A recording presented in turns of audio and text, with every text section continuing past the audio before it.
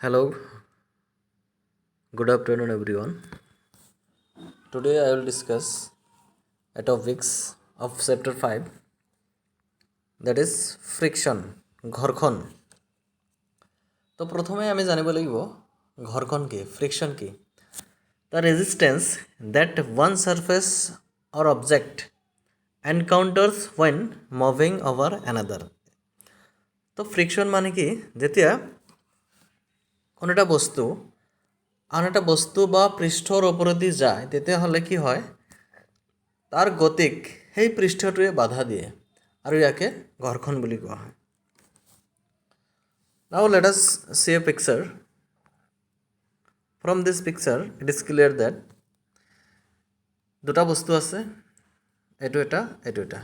এতিয়া ইয়াৰ পৃষ্ঠৰ ওপৰেদি আমি যদি ইয়াক লৈ যাব খোজোঁ, এইটো বস্তুক যদি আমি ইয়াৰ ওপৰেদি লৈ যাব খোজোঁ, সাপোজ এইটো বস্তুৰ নাম হ'ল তোমাৰ এ আৰু এইটো হ'ল বি।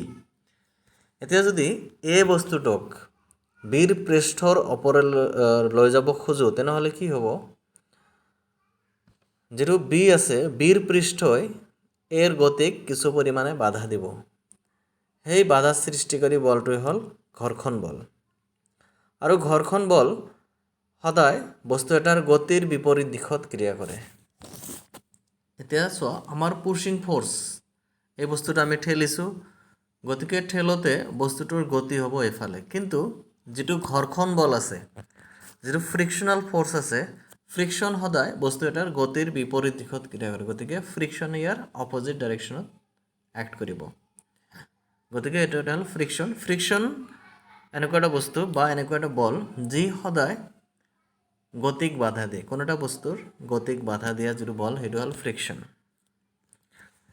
এতিয়া ফ্ৰিকশ্যন দুই ধৰণৰ আছে, এটা হ'ল ষ্টেটিক ফ্ৰিকশ্যন আৰু এটা হ'ল কাইনেটিক ফ্ৰিকশ্যন। ঘৰ্ষণ দুই প্ৰকাৰৰ, গতি ঘৰ্ষণ আৰু স্থিতি ঘৰ্ষণ। তো প্ৰথমতে আমি ডিছকাছ কৰিম স্থিতি ঘৰ্ষণ কি, what is static friction. Static friction কি, এইটো এটা ঘৰ্ষণৰ এক্সাম্পল হয়। Static friction, the friction experiences when individuals try to move a stationary object on the surface। এতিয়া ষ্টেটিক ফ্ৰিকশ্যন বা স্থিতি ঘৰ্ষণ কি, the friction experienced when individual try to move a stationary object। ইয়াতে এটা ৱৰ্ড আছে stationary object, that means স্থিৰ বস্তু। কোনো এটা স্থিৰ বস্তুক যদি আমি লৰচৰ কৰিব খোজোঁ, সেইটো সময়ত যিটো ফ্ৰিকশ্যনে কাম কৰে সেইটো হ'ল ষ্টেটিক ফ্ৰিকশ্যন। তো স্থিতি ঘৰ্ষণ কি, চিম্পলি আমি ক'ব পাৰি যে স্থিৰ অৱস্থাত থকা বস্তু এটাত যিটো ঘৰ্ষণে ক্ৰিয়া কৰে সেইটো হ'ল স্থিতি ঘৰ্ষণ। Static friction will act when the object is at stationary। that means from this picture, suppose this is a block, এইটো এটা ব্লক হয়। ব্লকটো যেতিয়া ষ্টেচনাৰী থাকিব তেতিয়া তাৰ ওপৰত যিটো ফ্ৰিকশ্যনে কাম কৰিব সেইটো হ'ল ষ্টেটিক ফ্ৰিকশ্যন। নেক্সট আমি ডিছকাছ কৰিম কাইনেটিক ফ্ৰিকশ্যন। কাইনেটিক ফ্ৰিকশ্যন মানে the force of kinetic friction acts in the opposed of moving object. তো কাইনেটিক ফ্ৰিকশ্যন কি, বস্তু এটা গতিশীল অৱস্থাত যিটো ঘৰ্ষণে কাম কৰে সেইটো হ'ল গতি ঘৰ্ষণ, আৰু বস্তু এটা স্থিৰ অৱস্থাত থাকিলে যিটো ঘৰ্ষণে কাম কৰে সেইটো হ'ল স্থিতি ঘৰ্ষণ। তেনেহ'লে গতি ঘৰ্ষণ আৰু স্থিতি ঘৰ্ষণৰ এক্সাম্পল এটা চোৱা, এইটো অবজেক্ট ইজ এট ৰেষ্ট আৰু এইটো আছে অবজেক্ট ইজ এক্সিলাৰেটেড। যেতিয়া তোমাৰ অবজেক্টটো ৰেষ্টত থাকিব সেইটো সময়ত যিটো ঘৰ্ষণে ক্ৰিয়া কৰিব ডেট ইজ ষ্টেটিক ফ্ৰিকশ্যন, আৰু বস্তুটো যদি গতি কৰি থাকে সেইটো সময়ত যিটো ঘৰ্ষণে কাম কৰিব সেইটো হ'ব তোমাৰ গতি ঘৰ্ষণ। অবজেক্ট ইজ এট ৰেষ্ট, এইটো হ'ল ৰেষ্টত আছে, আৰু এইটো মুভিং অবজেক্ট। তেনেহ'লে আমি যদি চাইকেল চলাওঁ, ছাডেনলি যদি চাইকেলৰ পেডেল মাৰা বন্ধ কৰা হয় তেনেহ'লে চাবা তুমি অলপ সময় যোৱাৰ পিছত কিন্তু চাইকেলৰ বেগটো জিৰ' হৈ যাব।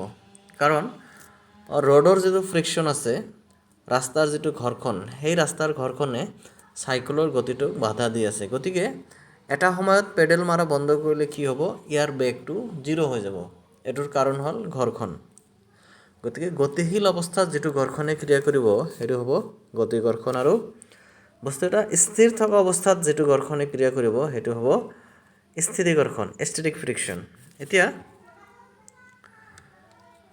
আৰু এটা আছে তোমাৰ সংকট ঘৰখন কি সংকট ঘৰখন হ'ল তোমাৰ স্থিতি ঘৰখনৰ যেটো সৰ্বোচ্চ মান হেতু হ'ল সংকট ঘৰখন আৰু তোমাৰ যদি এপ্লাইড ফোৰ্স সংকট ঘৰখনতকৈ সামান্য বেছি হয় তেনেহলে ষ্টেচনাৰী বস্তু এটা মুভ কৰিব এটো ডায়াগ্ৰামৰ পৰা চোৱা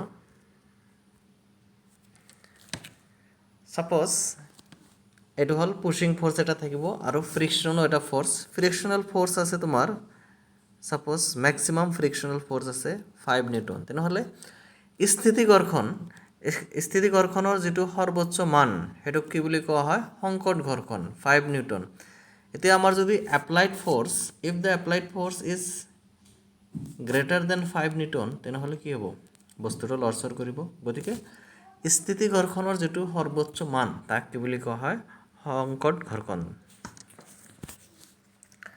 আৰু যদি স্থিতি ঘৰখনৰ সৰ্বোচ্চ মান 5 নিউটন হয় তেনেহলে আমি যদি বস্তুটো লৰচৰ কৰিব খুজো আমাৰ প্ৰয়োগ কৰা বলৰ মান 5 নিউটনতকৈ বেছি হ'ব লাগিব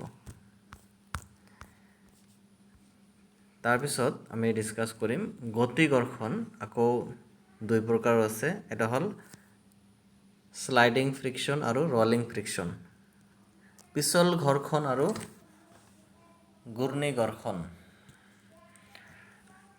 তো এটো বস্তু এটা যদি ৰেষ্টত থাকে নো মোশন তেনেহলে এটো কি হ'ব ষ্টেটিক ফ্ৰিকশন তাৰ পিছত গতি ঘৰখন দুই প্ৰকাৰৰ কাইনেটিক ফ্ৰিকশন বস্তু এটা যদি এনেকে সুচুৰি যায় স্লাইড কৰি যায় তেনেহলে এটো হ'ব স্লাইডিং ফ্ৰিকশন আৰু যদি এনেকৈ ঘূৰি ঘূৰি যায় বস্তু এটা ৰোল কৰি যায় হেতু কোৱা হ'ব ৰোলিং ফ্ৰিকশন আৰু ফ্ৰিকশনাল ফোৰ্স সদায় মোশনৰ এগেইনষ্টত ওয়াৰ্ক কৰিব This is sliding friction বস্তু এটা স্লাইড কৰি গৈছে বস্তু এটা এখন সাৰফেসৰ ওপৰেদি যেতিয়া চুচুৰি যাব হেতু হ'ব স্লাইডিং ফ্ৰিকশন আৰু যদি এনেকৈ ঘূৰি ঘূৰি যায় হেতু হ'ব rolling friction So that's all about friction